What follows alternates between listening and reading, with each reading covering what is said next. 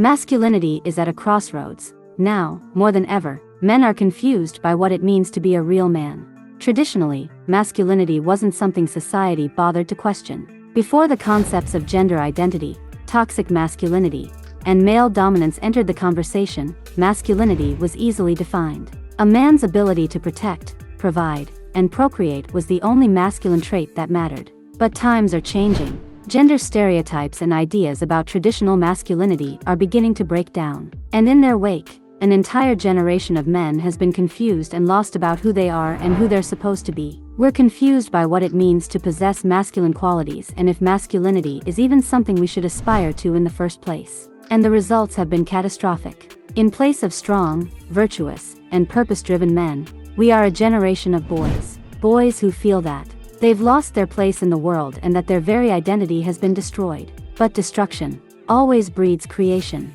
1. Men respond to their emotions, boys react. Between stimulus and response, there is a space. In that space is our power to choose our response. In our response lies our growth and our freedom. Viktor Frankl. Joy, sadness, love, fear.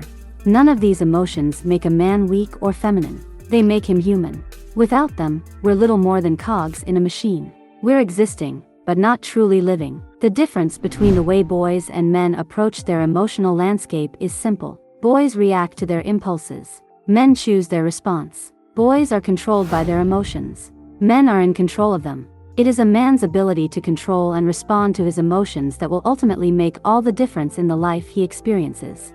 Men and boys both experience emotions the same way. They both feel anger or embarrassment or sadness or resentment. The difference is what they do with that feeling. When a man is triggered by a situation or another person, he stays grounded. He breathes deeply, pauses, and thinks before he speaks or acts. He considers what is aligned with his highest values and then responds accordingly. When a man feels unmotivated, he acts regardless of his emotional state. When he feels angry, he responds calmly despite the impulse to punch someone in the teeth. When he feels fear, he pushes forward, trusting himself to overcome it. Boys simply experience the trigger and then react based on their first impulse. If they're angry, they act violently or aggressively. If they feel unmotivated, they don't act. If they're fearful, they allow that fear to control them and hold them back from the life they want. Boys give up their power to their emotional states, allowing feelings and desires to control their lives. Men retain their power and, regardless of how they feel,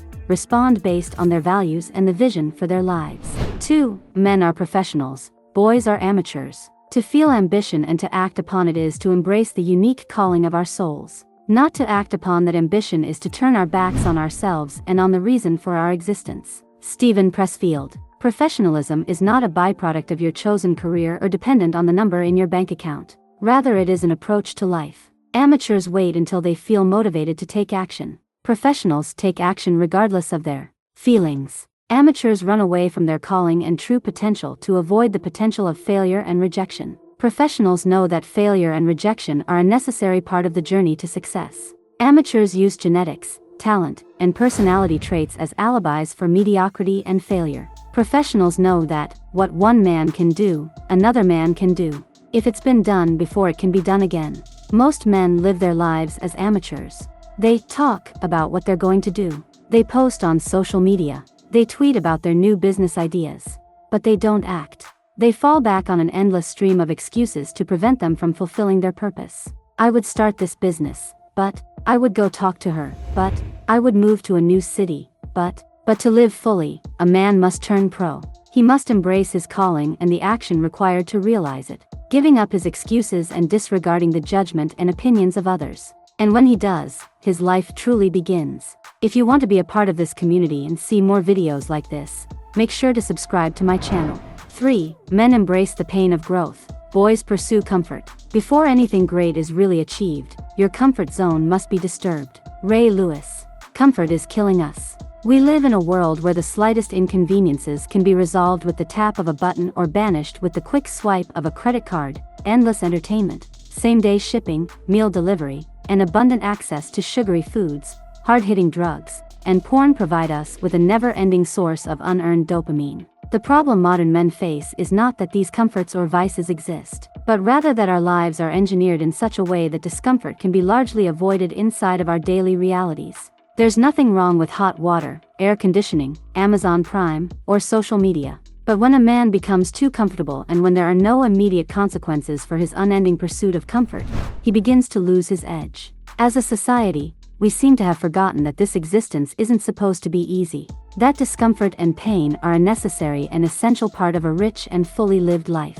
We've become strangers to challenge and see anything that requires effort or sacrifice as an inconvenience we should be able to brush away with a single click.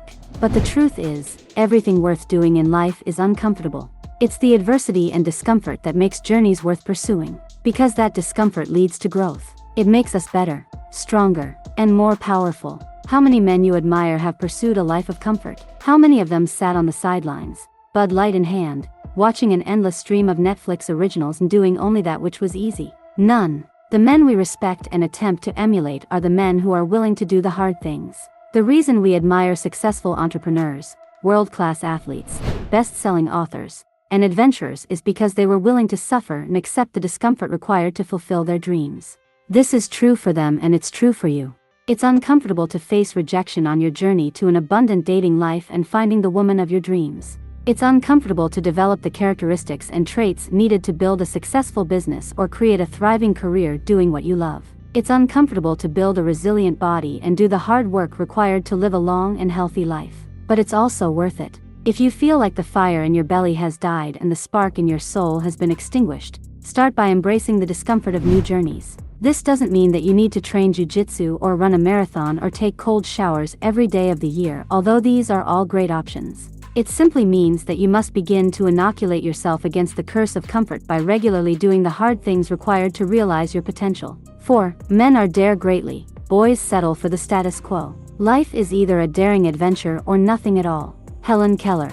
From the time you were a little boy, you were indoctrinated with a vision of what success looks like. Go to college, get good grades, get a good corporate job with a pension, marry Becky from accounting, have 2.5 kids, retire, grow old, and die. There's nothing wrong with this vision if a man truly wants it.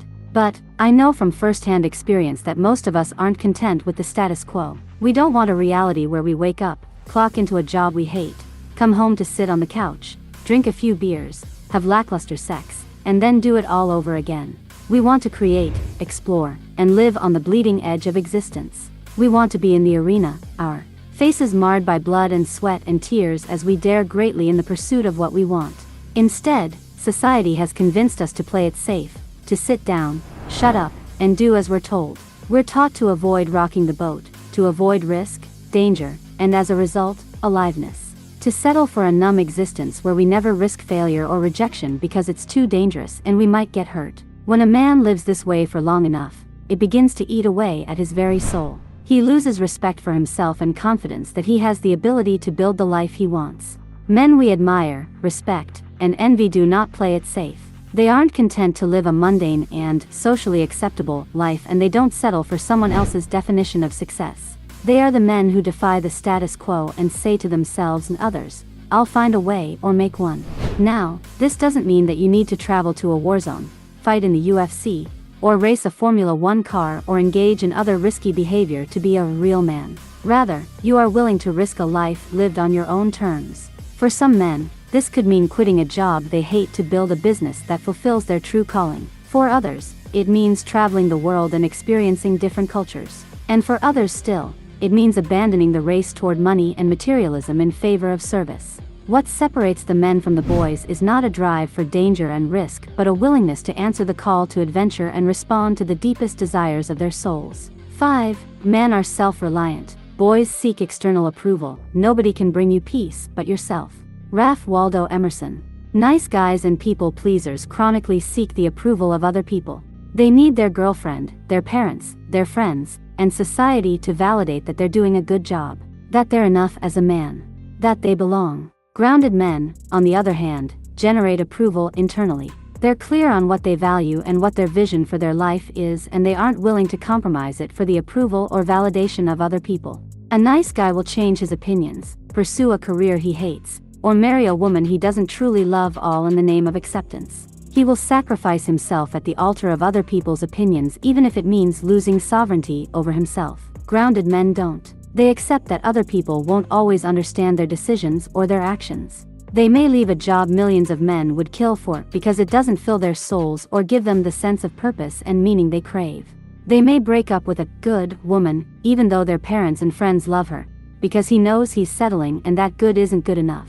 They may burn everything they have to the ground and start over, building a new life from the ashes of their old one, even though society says they should just be grateful for what they have and stop acting so entitled. But when all is said and done, grounded men know that they and they alone are responsible for the outcomes in their life and that someone, somewhere will always disapprove of their decisions. As a result, they refuse to allow the opinions and beliefs of other people to dictate their lives. This doesn't mean that masculinity is about being contrarian or ignoring wisdom from those who have earned it. Rather, it requires an uncommon degree of self-trust and a willingness to face criticism and disapproval in the pursuit of a fully lived life.